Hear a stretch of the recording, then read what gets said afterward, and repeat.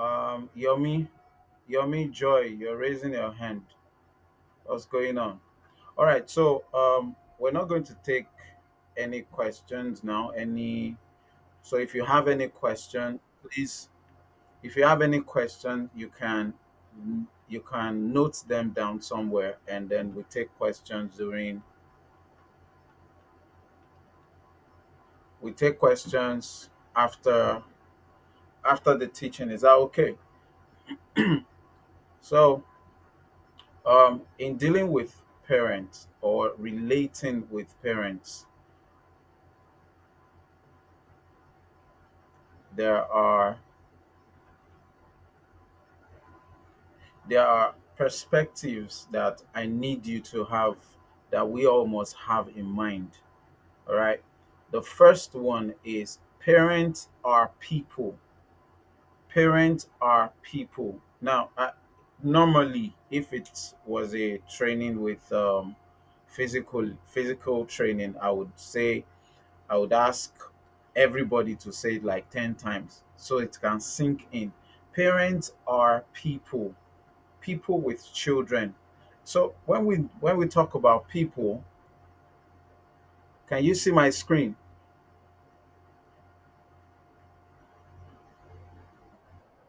Okay, great. So parents are people, people with children.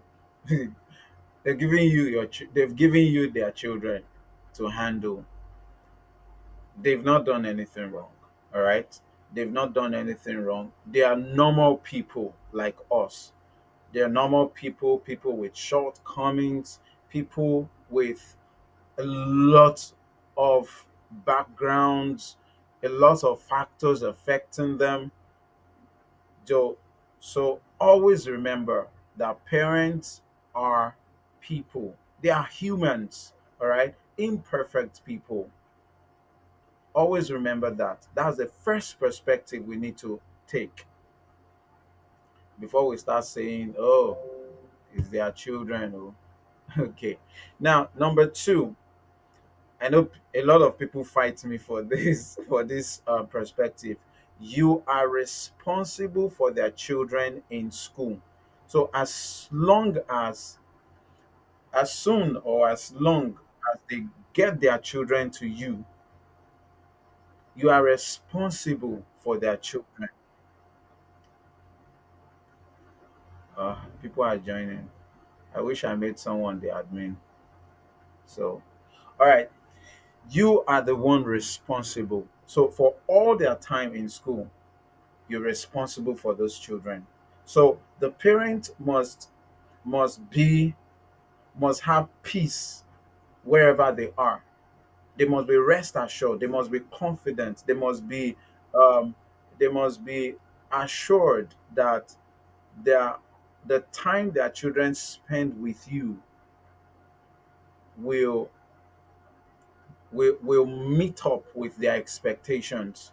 You are responsible for their children in school. Now, every word here is important. Every word here in school, not at home. All right? Not at home, not anywhere else. You're responsible for their children in school. Now, another perspective we need to take is that give parents the confidence that you are always ready to help. Okay, let me take away the always. You're not always ready to help. All right. So just give parents, let them have that confidence. Let it be a culture in your school. Let it be an attitude. Let it be your attitude towards parents. Let them feel, let them know, let them be assured that this woman, this teacher, this head teacher, this school admin is ready to help me. Let them know that you have their backs. Let them know that you are for them. So there shouldn't be that um, school community and parent thing. There shouldn't be that in group or out group that we are the school and they are the parents. Then parents, those parents, they can be stressful. Now, don't don't create. in your mind, or let in your, if you're a school leader here, in your school culture, don't put parents outside the group, the school community group. They are part of the stakeholders, they are part of the school community. Parents are, in fact, I think parents are one of the most important um, stakeholders or members of the school community. It is not only you. Don't shut them out. They are inclusive. Always know and always give parents the impression that they should be confident, or they can be confident, um, that you are always ready to help. Okay, who is joining? Okay, great. Um, all right, let's move on. So, the first thing you need to do in when we are relating positively, when we want to relate positively with parents, first begin a positive relationship with parents. All right, you can't deal, or you can't work together. You can't work with someone you don't have a positive relationship with. So let's see how to build a positive relationship with parents. Number one, imagine yourself in their place. Remember the first thing I said? The first thing I said was that parents are humans. They are also people. They are also people. People, people who are like you, people with feelings, people with shortcomings. All right, they are like you. Now, um, imagine yourself in their place. So, to build a relationship with parents, you have to start with empathy. I'm sure we all know what. Quickly, someone should type what empathy mean, or someone should just tell us what does empathy mean. Anybody? Quickly, quickly, quickly, quickly. Empathy. We have a lot to do. I hope there will be time. Yeah, who wants to tell us what empathy means?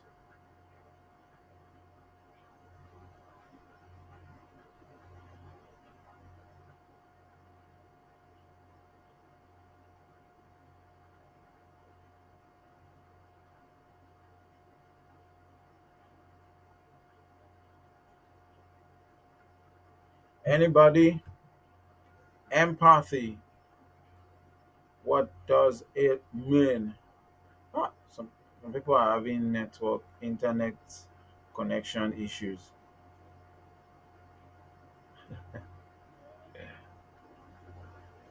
Empathy, you can just Google it and let us know.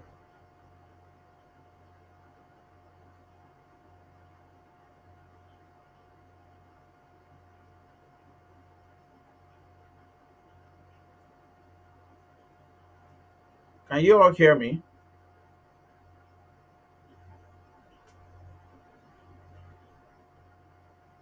Hello, can you hear me?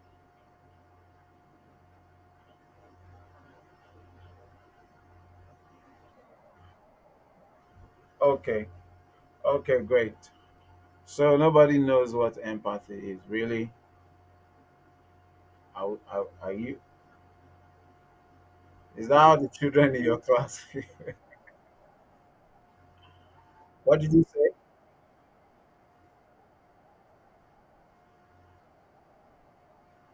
Yeah, in other people's. Yeah, great. That's enough. That is okay. It's simply putting yourself in other person's shoes. That's an idiomatic expression. Okay, we don't have the same shoe size. All right, so let's move on. And so imagine yourself in in imagine yourself in the place of other people, in their place, right, in the place of the parent. Then consider the perspective of, um, try to feel that, a parent whose child, for example, whose child was identified with a learning disability, for example, right? You know what that kind of parent will feel. You know how difficult it is for them receiving that news. You know how uncertain they feel about the future of the child. And then they might be fearful that their child won't receive the right support. Or sometimes they might still be processing the news, and they're not so sure. They're not so sure of so they're not so sure of what is going on. They're not so sure of how they can feel or how they can respond. Now, take another example. A parent who, some parents who just had their child for the first time. I mean, first time parents. You know those kind of parents, right? So you need to get all the factors, get all the feelings that parents can feel, get all the behaviors that parents can have, considering all the factors that surround them. Some parents, their children have struggled in school for years. Their families may not, I mean, may have even had negative experiences with the educational system. Check out, I mean, one of the most difficult parents are those ones who left another school and come to your and bring them to your school. They are difficult to to um to impress.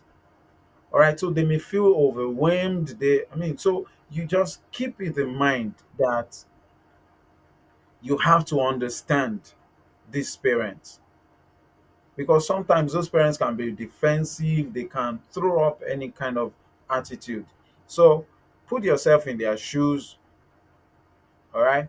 Put yourself in their shoes. There are many factors that affect um, parents' behavior. Number two, number two, begin with a positive interaction and keep it up. Begin with a positive interaction. So So when you first reach out to parents, all right, start with something good.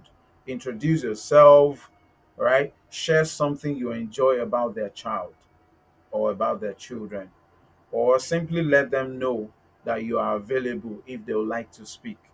All right? I mean, um, I think parents, yeah, children do well, and parents support better.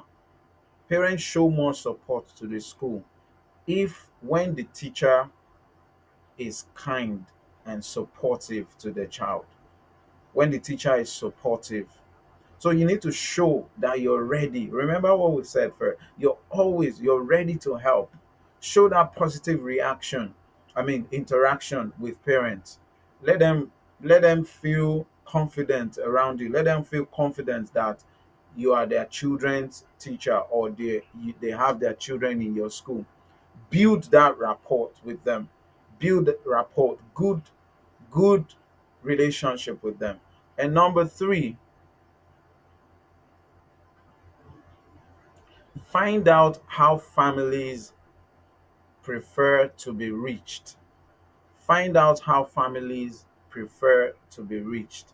Now, don't overdo this. All right, if you're able to reach families by phone, all right, here we're trying to build relationship with parents, right? Find out how families can be reached, how they prefer. Some people don't like phone calls, right? Some people don't like phone calls. Some people don't like text messages. Some people like when they call you, you are available to pick their call. So not all people, not all parents are comfortable. talking with video conferencing. I mean, some of you, many of you now, none. I'm not sure there is anybody. I'm not sure there is anybody who has video on except myself. So some people don't like video conferencing, so you don't have to do that. Find out the best way. Find out the best way for to reach them. Others don't have time for a phone call or certain in particular days of the particular time of the day. All right. So ask if parents have a preferred way of communication, right? Then at what time of the day, and be consistent at it. All right. Honor their preference.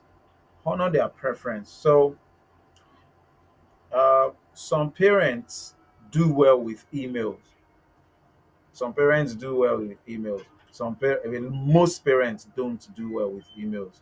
You will send. Um, have you sent school? Maybe you have exam or assessment or test rather, and you send the timetable via email. You sent it on WhatsApp. You sent it on any platform you could send, and they will still tell you they were not aware, or they're not aware that their children are writing the exam. So find out, sir, how can we reach you? How can we reach you? What's the best method of reaching you? Number four, gather your thoughts in advance. Whenever you want to interact with parents, gather your thoughts in advance. Know the best way to communicate. Know the best attitude to communicate. I mean, even if it's parents that are angry with you, if there are parents that are angry with you, they can calm down. You gather your thoughts to know how to speak with them.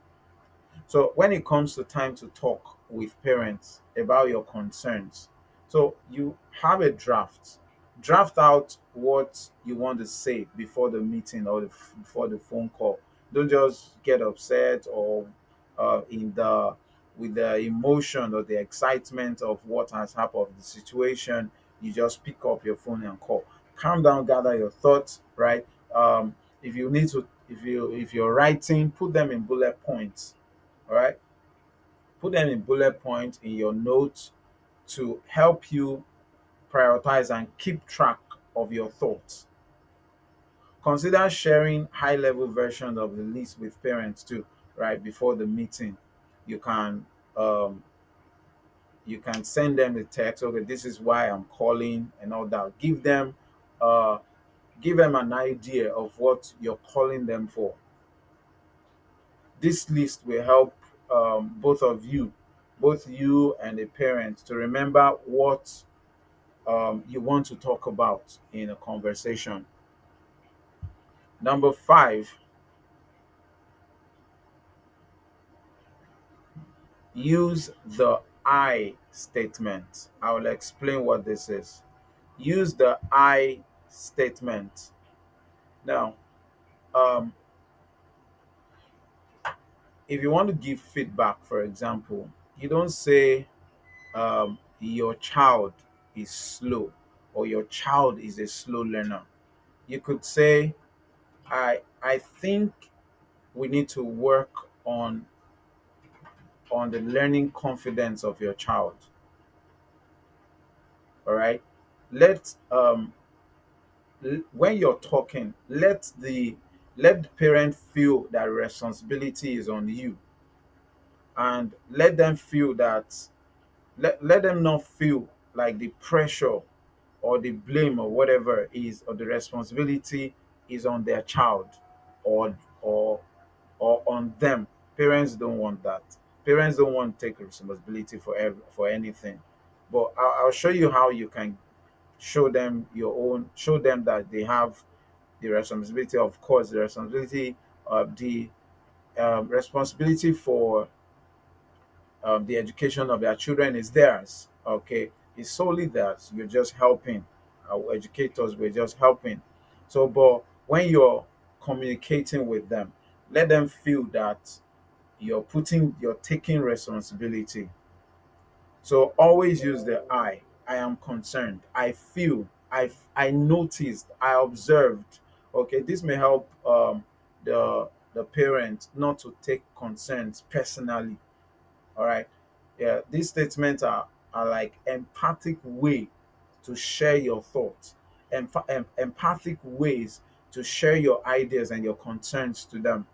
So for instance, instead of saying, instead of asking parents and you could pick a call and you pick up your phone and call, why isn't your child turning in assignments? Now that may put parents in a defensive mode. All right, it may put them and they might shut down, and it shuts down communication or conversation.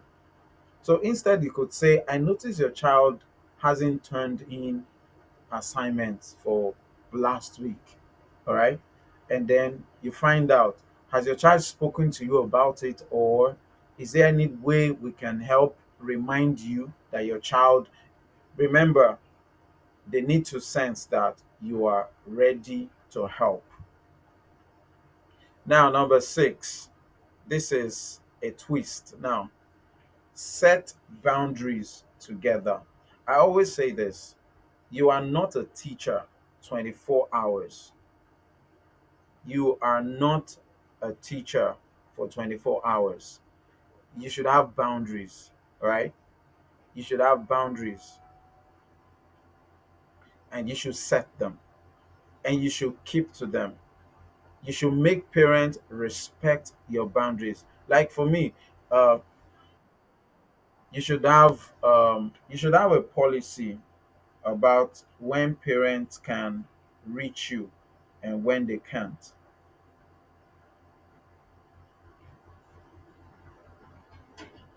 When parents can reach you and when they can't. So always have that, always have that boundaries. So set boundaries together. Parents should also set boundaries. Both of you agree. Let parents know you like to establish a two-way relationship, right? That honors them, right? And the knowledge of their children, and then the knowledge of the education of their children. Then share that um, you like both parties or both of you, you and the parents, to be able to talk, um, to be able to have productive conversations, right, with the goal of the success of their children in school. So let that let your relationship be formal, right? Let it be formal. That's the first boundary. Let the relationship be formal. Let it be based on. I mean, so some of I see some teachers have one of the things that really cause issues is when teachers begin to have businesses with parents. I mean, you go to you go to parents' house. There's nothing wrong in visiting them, and then you go to eat. You eat there. You know what is called see finish. You go there, eat, you stay there. I mean, let your relationship with parents be formal. Let it be formal. Let parents know that this relationship has limits, has boundaries, right? So agree to start and end your meetings. All right, agree, stick to it. Encourage parents to share their perspective, show respect and appreciation for their knowledge. All right, and then in return, um, ask families to consider your point of view as professional. Be professional as possible um, in your relationship with them, and so build boundaries. Let parents know when they can reach you also.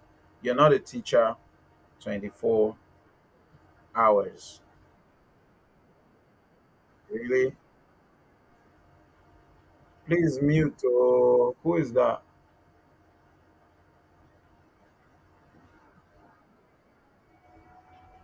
Are you for real? Yeah, more.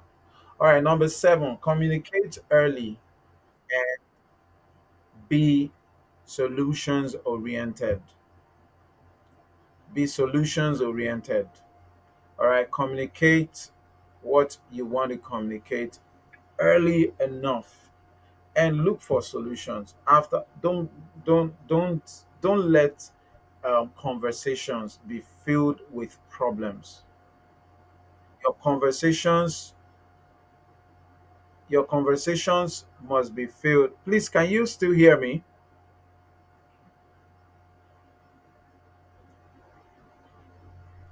Can you all still hear me?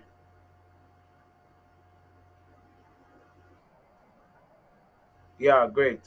All right. Let your conversations be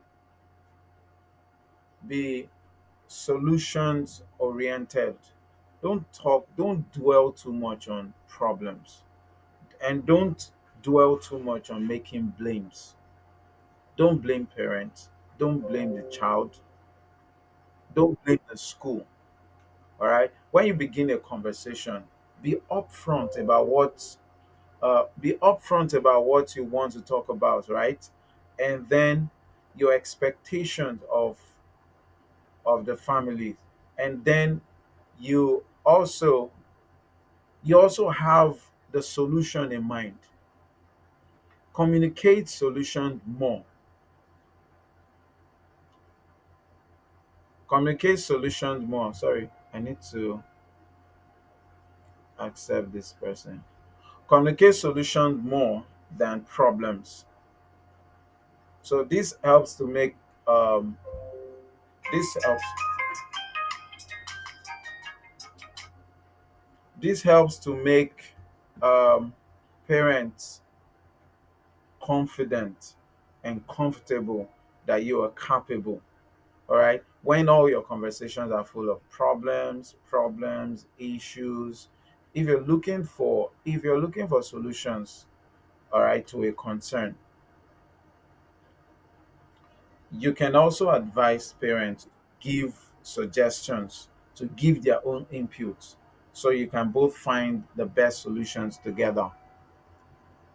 Share your own ideas for the solution. For example, of um, if you know of a method, maybe the parent or maybe the child is struggling in math, and you know what to do, communicate the solution to the parents. Then number 8,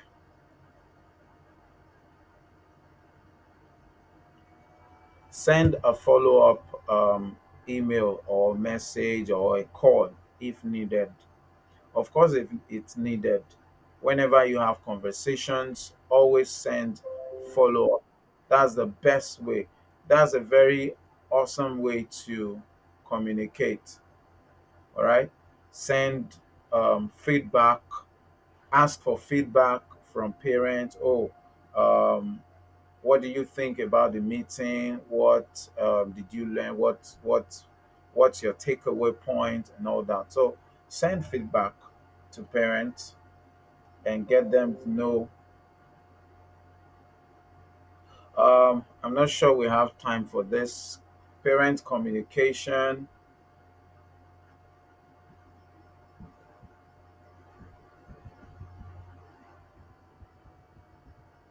This is how to communicate with parents. Mm,